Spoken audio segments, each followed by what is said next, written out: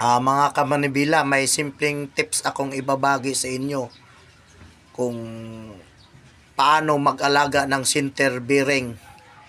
Ito mga kamanibila, ang unang gagawin ninyo, iangat yung gulong. Yan, naikot na siya. Oh. Naka-jack. Dalawang gulong, nakaangat. Ayan, umiikot to. Ito gawin nyo manibila. Pag nakita na ninyong tuyo, o kinakalawang na inyong center bearing, tuyo na siya. Nakita nyo na wala ng grasa mga kamanibila. Ganito lang gawin ninyo mga kamanibila. Una mga kamanibila,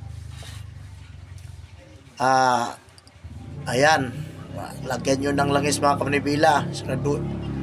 Upang, ayan, lagyan ng mga langis para magbabasa. Ayan kamanibila, nilagyan ng langis para magbasa.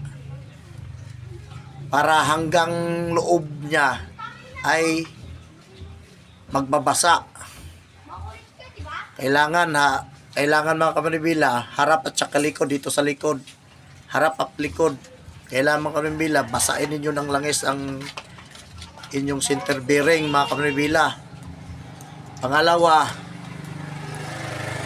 lagyan na ninyo ng grasa. Ito mga kamanibila, tapos na, nilagyan ko ng grasa. Yan. Lagyan ninyo ng grasa hanggang sa mapuno. Isiksik nyo sa gilid. Yan mga kamanibila. Kaya kailangan siyang may langis mga kamanibila kasi unang-una tuyong-tuyo na.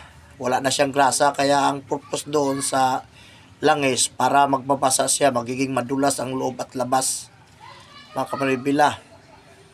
At ang pangalawang purpose ng langis upang yung grasa ay matulungang sumiksik